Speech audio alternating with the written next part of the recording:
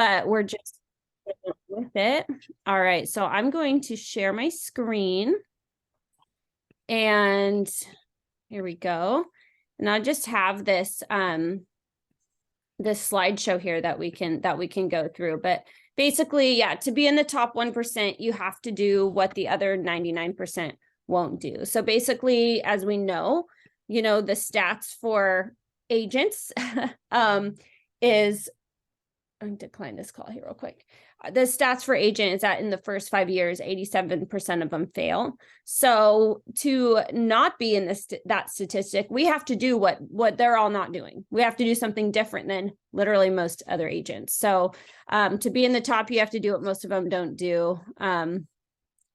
If I was teaching on stage at EXP, I would have to read this income disclosure, but basically anything that, like, if I say something like, oh, Mike and I made this much gross commission, GCI, that is something that is not, a guarantee, of course, but we can at least tell you what we have done so that you can do the same thing.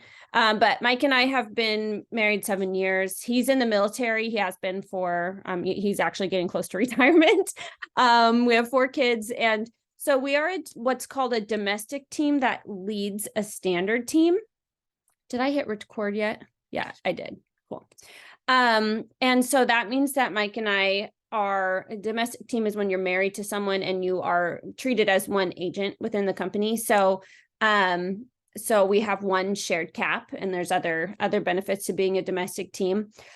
We kind of say basically between the two of us, we are like one whole agent, because I do almost completely team leader things, and I'm there for my agents, and Mike does more of the production, but I am heavy on the lead gen, and then he actually handles the work. So together we work about a 7-hour workday as far as just with our clients. So kind of together we are one agent. So you could implement what you see learn today. And if you're doing that 7 hours a day, 5 days a week, that would be hit about what Mike and I are hitting. So we lead a standard team. Besides ourselves, we have 10 other agents so far. We've only been around for a year as Hilltop Property Group. So we are projected to be mega icon team by next year. So that will make it so all of our agents have $4,000 caps instead of the current 8. So so we love it. This is our first year hitting icon. And so we've been growing pretty exponentially. So year 1, I was the only one licensed. I had a full-time corporate job. So I brought in $8,000 of GCI, just did a couple deals, not huge deals. Year 2, Mike got licensed, and the magic of having someone else in your life that you can talk to and bounce ideas off. Both Mike and I really, really took off that year. We had made over 200,000 GCI. And then year 3, which is this year. So far, and we have things in the pending in escrow. We've so far hit 350 GCI together between the two of us, me putting in 1 or 2 hours a day on production and lead gen. And then he puts in like 5 hours a day because we like to have work-life balance and our kids and leading our team. So, but imagine if we were both 8 hours a day, that would be pretty crazy. We might have years like that.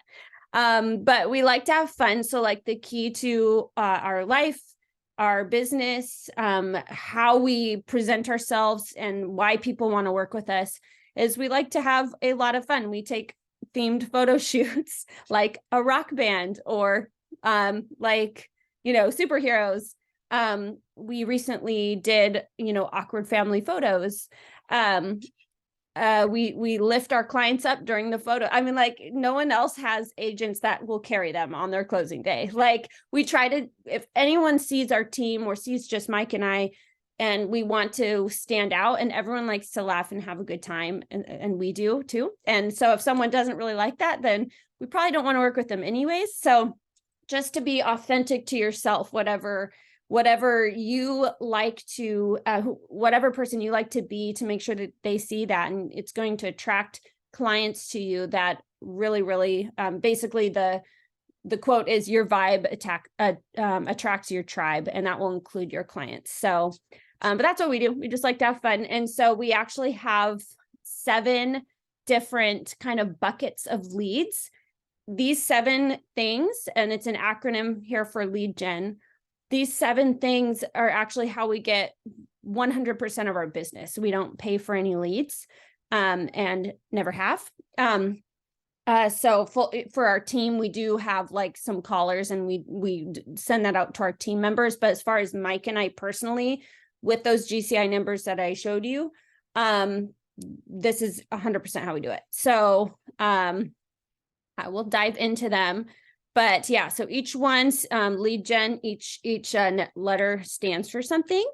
And a lot of these you will you might not know every single one, but again, kind of like what we talked about before the Zoom started, you're going to see how-tos that actually do work. So hopefully they can motivate you to just start implementing, start building those habits, and start focusing on them, because you will guaranteed bring in business this way.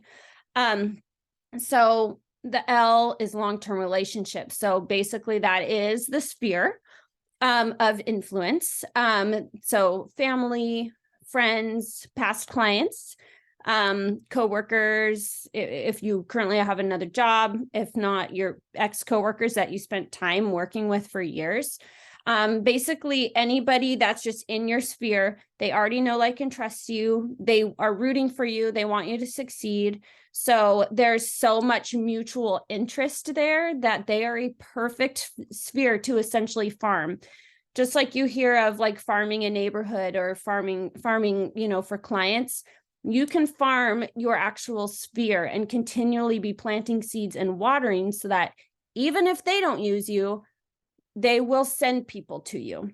So, if you think about it, say you have 500 Facebook friends, they each have, on average, whatever that number is, 500 Facebook friends. So your potential is to reach 250,000 people. Like, if you are farming your 500 Facebook friends effectively, then you will be top of their mind when their 500 Facebook friends are posting need an agent or whatever. So you have that reach really trickles out very quickly. And so, so it's really important to always be farming your sphere. So, and that does look like, we'll touch on it later. It can look like really anything, but you will maintain these relationships, especially if you've added all of your high school friends that you can think of. Like, you've added like people from like as many as you can think of, you've added them on your social media, and you can maintain those relationships on there. So social media is uncomfortable for many, but it is quick to become comfortable if you implement it, and it really, really will make a difference. So the E stands for enjoy. So this one is actually way more key than most people think. If you think about our, if you want to work 8 hours a day, if you were doing cold calling for like 3 to 4 of those hours, you might have like a 1% conversion rate to get an appointment. So it would take a lot of calling, a lot of tough conversations, a lot of no's before you hit an appointment. And if that's how you want to spend your time, that is fine. There will always be people that enjoy that. And so that's great. But Mike and I have never cold call, and we never will. Because for that 3 hours every day, we would way rather be doing something that we enjoy, that we're passionate about, with the intention of growing our sphere and farming those circles. So essentially our life is enhanced. So Mike goes to the gym, sports, pickleball, basketball, he does those every single day. He loves it. It enhances his life. But guess what? We get a ton of business, a ton from that, because he wears his real estate gear. Anytime he meets someone, hey, can I add you on social media right now? He will ask them if they know of anyone that needs an agent. He has fun. He's authentic, and he's doing what he loves. And that will have such a higher conversion rate while doing something that you enjoy than cold calling strangers. Like, which one would you rather do? And so then, mine look more like, a church group or business masterminds. I've founded 3 different masterminds with 3 different spheres of people that, I then get business from that.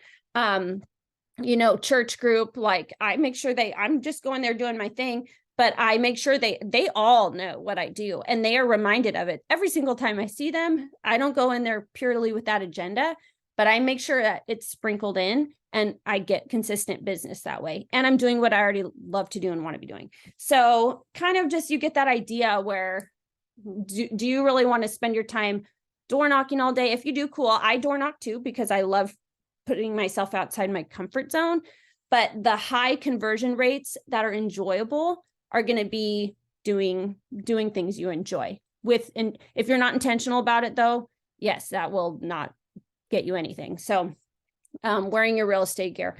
I mean, just the most recent example before I move on to the next one is Mike came home and he told me the story the other day from pickleball. He was playing like, he and his partner lady, she's like a very seasoned agent in this area. She's been doing it for like 30 years. They were playing against another guy. The other guy, and Mike was wearing his pickleball gear, his real estate gear with houses on it and all, just obviously a real estate agent shirt. And the guy that he and his real estate partner lady were playing against, the guy goes, hey, like, I know you're in real estate because you're always wearing your shirt. Like, I have an investment property that I'm looking to sell. Like, let's talk. I would love a CMA, blah, blah, blah. And the lady next to Mike, that was his teammate, said, hey, like, I'm an agent. Like, I've been an agent 30 years and you've never asked me for anything with your investment properties. Like, we've been playing pickleball together for years. And he's like, oh, well, I didn't know you were an agent. Like, so the fact that she just assumed he knew lost her business. And Mike makes sure everyone knows. And so the minute they need him, they know who to ask. So just an example of just not being a secret agent, as they say. A is allies. So basically, like your lender friend or your lender that you use that gave you that book, so that's an ally in the business. So your lenders, the people you love working with, it can be home inspectors that you really enjoy recommending to your clients, or, title companies that are wanting you to attend trainings with them. And like really anyone that you are just working very well together and you guys can partner up to enhance each other's businesses. Those are the people that you want to leverage. Lenders a lot of times funnel new clients to you, especially if they're new in the business and they're kind of building their book of trusted real estate agents. That's a really great, we partner with someone that we started around the same time with this lender, and they have brought us so much business and, great classes. So we actually, another thing we did partnering with a lender that has been bringing us business is a new home buyer class. So they do the snacks. We just invite people that are like, maybe within the next 2 years, they want to buy a house and they don't realize that they're actually totally approved. And so we bring them in, super low pressure class. It's a great partnership with somebody else that is then bringing you both business. So, anyways, so yeah, partnering with local businesses and also just farming those spheres too. Like just making sure they know you are an amazing agent. Think of me when you know someone. Before I move on to the next one, I'll just even say like the company we use to do our signs, print our signs, like we chit chat with them. We are always so kind. And like, we, have recommended them to people, and we actually weren't even trying to farm this company, but we've gotten 2 recent clients from them. The people that work there, like they do signs for agents all over the state. And the fact that they would want to use Mike and I to represent their own personal stuff, like that's amazing. Like, so just keeping in mind, just to always just be the, the best example that you can be, and they will use you personally. We have also just had one of our preferred lenders ask us to represent them for a personal investment. Like that's such an honor. And so that means we are then using and building these relationships with our business allies the right way.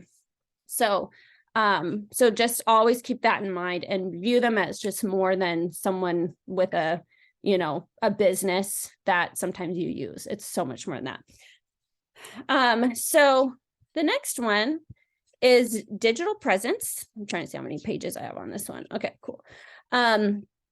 So social media is so important this day and age. So 77% of realtors are using social media actively. The reason that that's important to know is because if you are in, the 23% that isn't, that is maybe something just to be aware of and to wonder if that maybe needs to change, because most of them are doing it. And skipping down a few bullet points, 99% of millennials and 90% of baby boomers begin their home search online. And they are looking up your social media profiles. So if you're part of the 23% that is not really on social media, that millennial who now has a great college education, a great job, and has money to spend on their first home, and they look you up and they're like, well, like, dang, like I can't even see this person or what they're doing or if they even sell any houses. So obviously I'm going to go to this person who has a great, like, they're interacting with people, they're posting fun stuff. Like, I want to work with this person. I'm going to call them.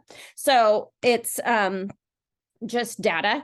And, and here it says that real estate businesses, 47% of them are reporting that their social media results in the highest quality leads versus another source. Like Zillow leads that people pay for they're less than a 1% conversion rate. That is according to Zillow themselves.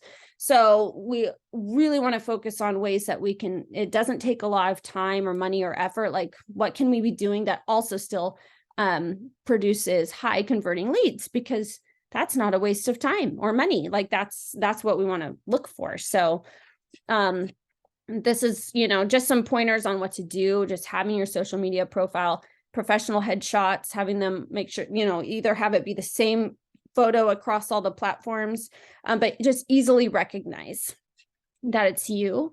Having that fun biography about yourself, like why they should work with you. And at minimum, posting once a week. If you're new or if you're not new, like posting once a week. And yes, like totally don't just bombard people. Of course not. But there are things that you can post that kind of tie into your journey that are interesting for them to read and that they like reading, but also so that you're staying top of mind as being a real estate agent. So it actually just, I'm trying to remember where I read it, but there was just a study done where every 16 days, whatever, you are telling people about yourself, like every 16 days, they'll just like forget it. So if you're not staying in their feed about real estate every 2 weeks, whenever their aunt goes to sell their house, if they haven't seen your stuff in the last 2 weeks, they're going to be recommending whoever's they have seen. So you just want it to be very consistent. And so the highest engagement are going to be selfies and videos. So those are the most scary things to post because we all, are self-conscious. We don't know what to say. We said 10 times. So that's just really awful. And we can't even stand to listen to ourselves, like whatever the case is. But those are creating the most engagement. And those are what clients want to see. They want to see that. They don't care, about the things that we're self-conscious about. So whatever is getting people to like and share it and watch it, so we've started experimenting. Like we sometimes do this too. We'll post like a little cute, our little MLS will come out with like, hey, here's like the little stats, and it's a cute little post and people will post it everywhere.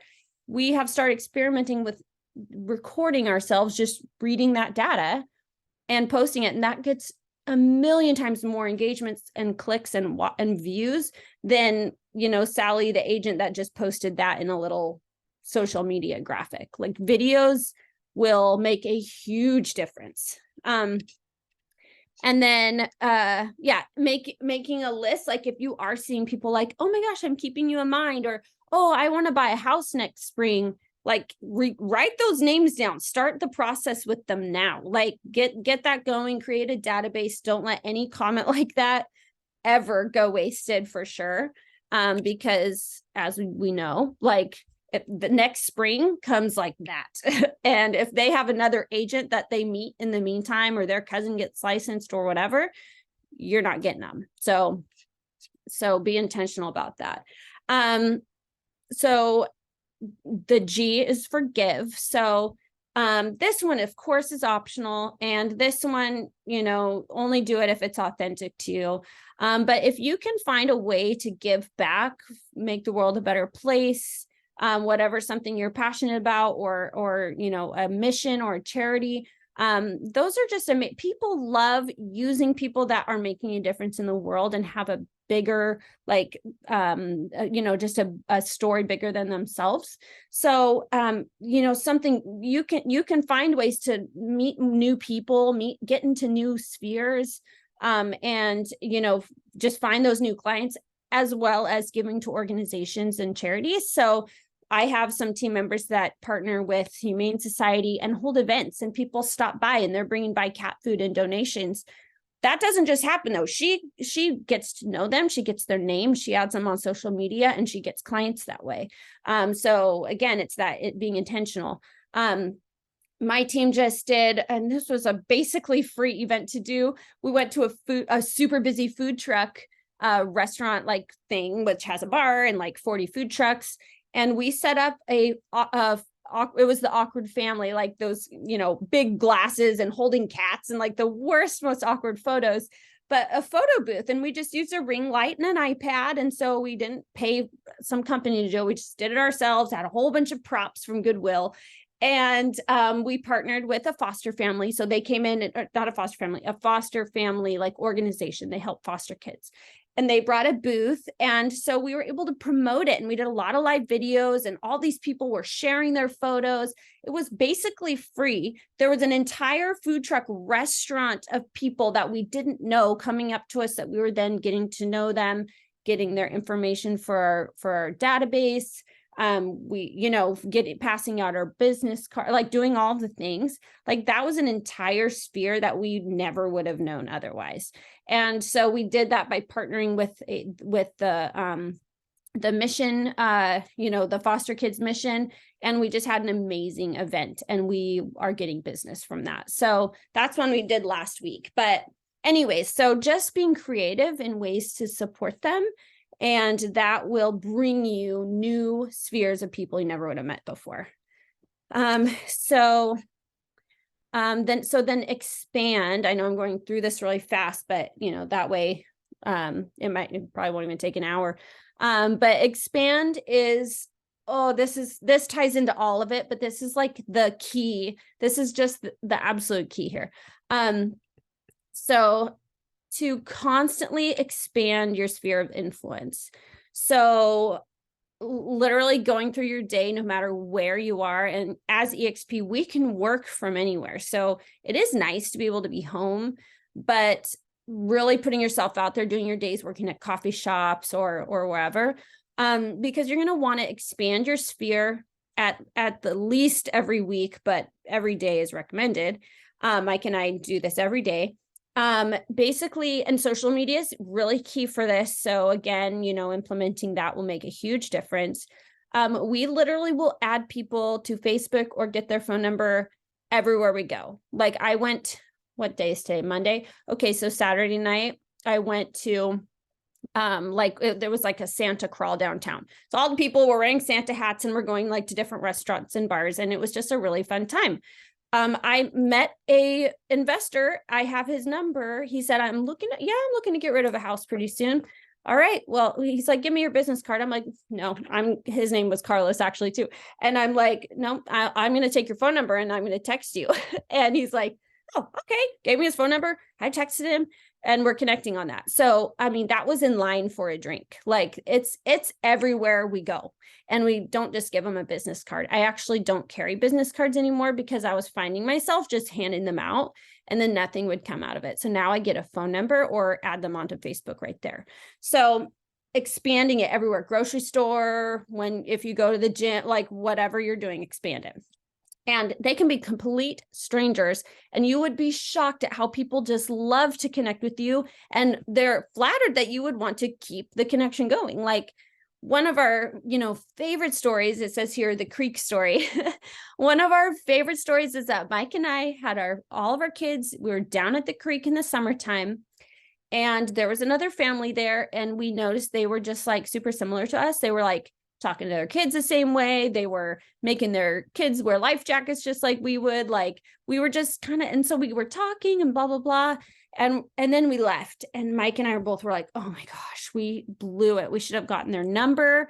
We should have, and this is when Mike was new. This is 2 years ago. So we were both still learning this expand mentality, but we were like, we blew it. Like, we should have added them because we liked them. We had a great we clicked, and this happens all the time. You'll meet somewhere that you click and you walk away and you're like, man, like, they were pretty awesome. That's someone that you should have added to your database. And so the crazy thing is these people, they have sent us so many clients, so many, like in the last 2 years, maybe like 6 great clients. And then also they have used us for multiples of their transactions. Their third one was like a week ago. They closed on a huge seller carry acreage situation. Like, they have, and that's just being friends with them. Like, oh my gosh, like, imagine if we hadn't, because what we did is we knew their names. We ended up adding them to Facebook and sending them a message like, this is super awkward. We're adding you late. We should have done it when we were there, but you guys were just so cool. And so we just want to be friends with you. They're like, awesome, sounds good. And anyway, so, oh my gosh, so much business has come from them. And I'm just and everyone's life is better. We love them. They're the ones that we showed the picture of Mike holding him. And so, anyways, yeah. So just, you never know what will happen. I have had, I'll move on from this, but I have added the person that we were donating our cans and bottles to as they were like trying to pay for the wife's tuition, added them to Facebook. And I said, hey, like, even if you aren't quite ready to buy or sell yet, if you know anyone, and so they, they just attended our first time home buyer class because they actually will be ready soon. And so, anyways, it could be anyone. And you never, like, yes, I'm donating cans and bottles to someone. I don't know their situation. I've been donated cans and bottles to before for my kids or whatever. So, just never reading books by their cover and add them. And, so it's just, that will be a huge one. And that is a habit to build because it's kind of scary and awkward at first, or it feels like it. And then you're going to find that it's going to benefit your business so much, and it gets super easy and natural very quickly. But yeah, that one's key. So the last one is niche. So, you might already have something, but basically finding what your niche is, and then that's going to be just a new sphere that you are targeting heavily. So of course, a benefit to having a niche is because it reduces your competition in that area. You are a subject matter expert, and it already aligns with everything you stand for, what your skills are. So to find a niche. So my husband's in the military. I personally am not, even though we're a military family, but I went ahead and got the National Association of Realtors designation, which is like, I pay a fee, I take a class, and I get a certification for a military relocation professional. So now I can market to the military niche with kind of everything I have standing behind me. If you have certain interests, if you want to you want to do waterfront properties, or you want to learn all about seller carry contracts, and you attend a class with the EXP broker team for that, or whatever, military, there's all sorts of EXP like groups. So niche is great. That will bring you business, and that will be a lot of you're going to be the subject matter expert. So people are going to be recommending, you to others. And so, really another key that will flow into everything that, you probably read in books, you totally might already do. Time blocking is going to be really, really, really key. So we time block in our lead gen time, and we do all those 7 things. We'll maybe focus on 1 or 2 a day. Some of them, like the expand portion, that's all the time, but it doesn't feel like work. It feels like fun connection. So that's not a big deal, but we are intentionally time blocking our lead gen in. And also just making sure that we have our balance. And because if we aren't like fulfilled and happy and rested, then all of this stuff can feel like work. And so that, of course, is just really, really important. And that time blocking is just like a budget. You know, I'm going to budget out my $5,000 this month for my bills, but you're also putting in there some petty cash for the fun stuff in between. You want to know where every dollar is going, and you have to do that with your time too. Like, you have to know where every minute is going. Otherwise, you lose everything. You don't know where anything's going, and it's just not very structured. And you also can't track that very well. So treating it like a money budget. So yeah, and I can send you these slides out with some examples. But basically then you can like kind of follow us on social if you want to see what we're doing, what we're posting about. Mike and I both personally are on Facebook and Instagram, also YouTube and TikTok, like everything. But those are our two primary like social medias, Instagram and Facebook. We get the most personal leads hands down from Facebook. But Instagram is important to have a presence because that's what people are going to be looking at before they call you, way more than your Facebook. And then we have Hilltop Property Group. That's our team. So like, so we have our team too. We definitely have different types of posts on our personal and our team one. But both are really important. So yeah, so that is pretty much it. I will send you out a copy of that, but that is our